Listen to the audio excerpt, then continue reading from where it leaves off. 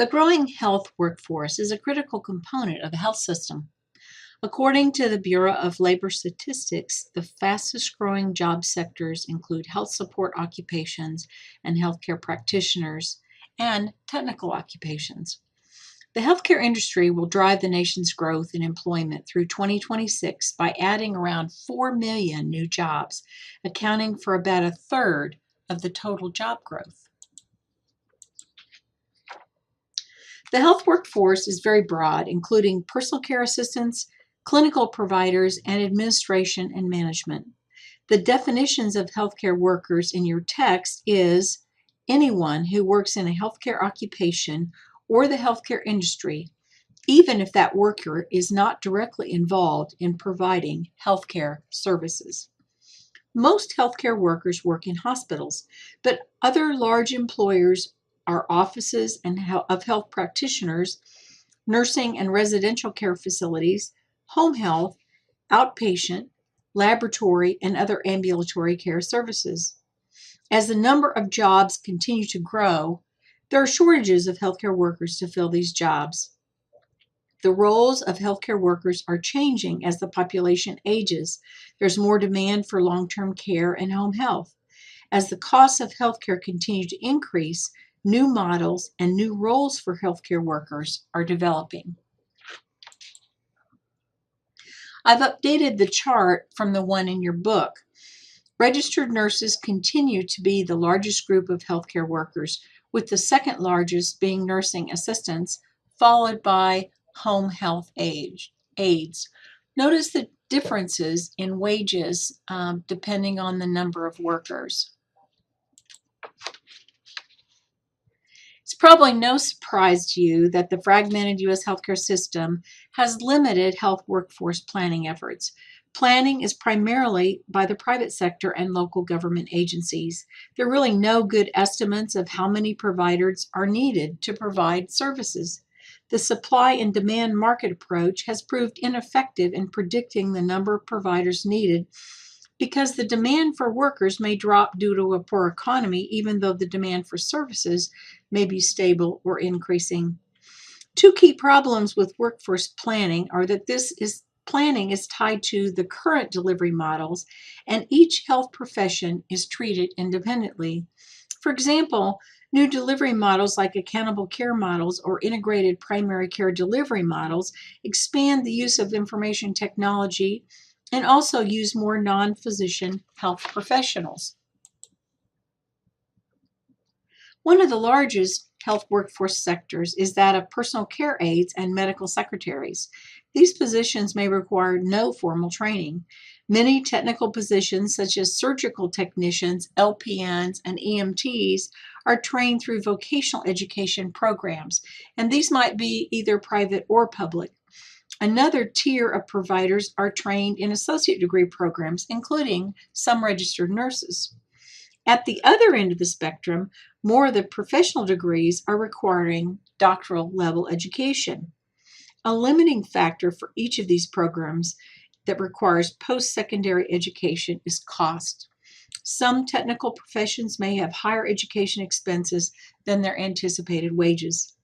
Certainly a barrier for physicians and any doctoral level program is the cost of postgraduate education and the debt students incur to enter the profession. One of the problems with each healthcare profession education is that each profession has its own training program that is independent of other professions. Rarely do nurses and physicians share clinical experiences. Healthcare providers are often not aware of the knowledge, skills, and abilities of other professions. The result is that in practice, different providers do not know how to practice alongside other disciplines. Educators have recognized the need for health professions to not only interact, but also to work as a team. There's a new initiative to provide interprofessional education. All the health profession programs at the University of Oklahoma Health Sciences Center require participation in interprofessional education.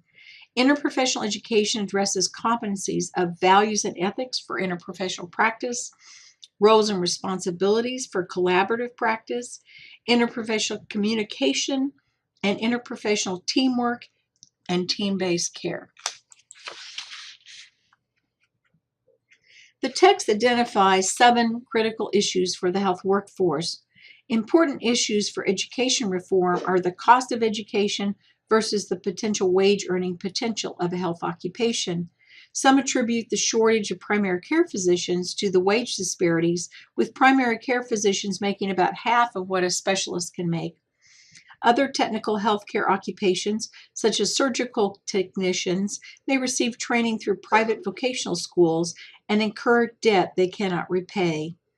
In a market system, you would expect that if there is demand for a particular health occupation, such as a primary care physician or a registered nurse, that wages would increase due to that shortage. The healthcare market does not behave this way.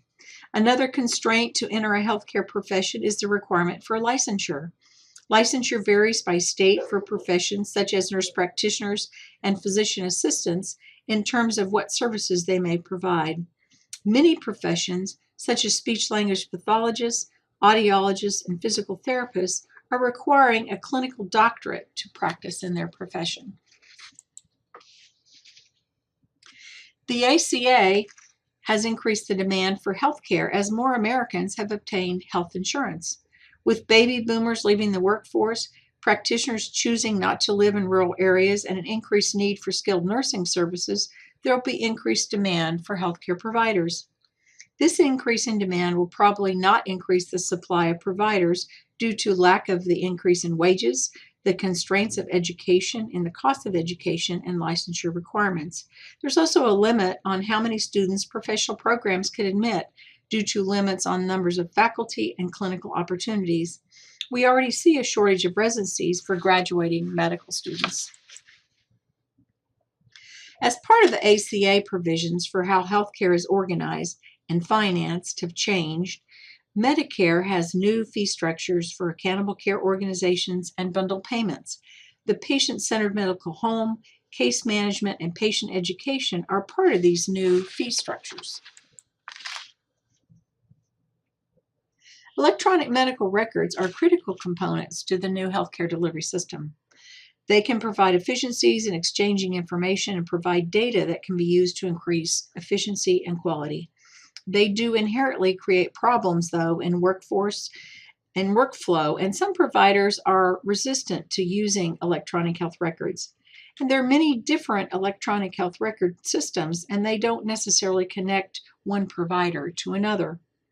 Telemedicine is the new technology to provide specialty services to remote areas. An example might be genetic counselors can serve rural clients without the client driving to an urban area. Healthcare unions have declined in the last few years.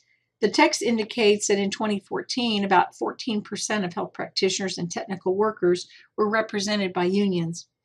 A Bureau of Labor report in 2017 put that number closer to 8.2%. Unions have been more successful in different parts of the country, and union workers in general receive higher wages and can negotiate additional benefits. The Kaiser Permanente labor partnership has remained strong, although in March of this year, that coalition was severed, and the coalition of 34 unions was severed, and they split to form a new union with 12 local and 4 international unions. A final issue is the need for regulatory reform. One issue relates to the scope of practice for nurse practitioners, who often are not allowed by state law to practice to the extent of their training.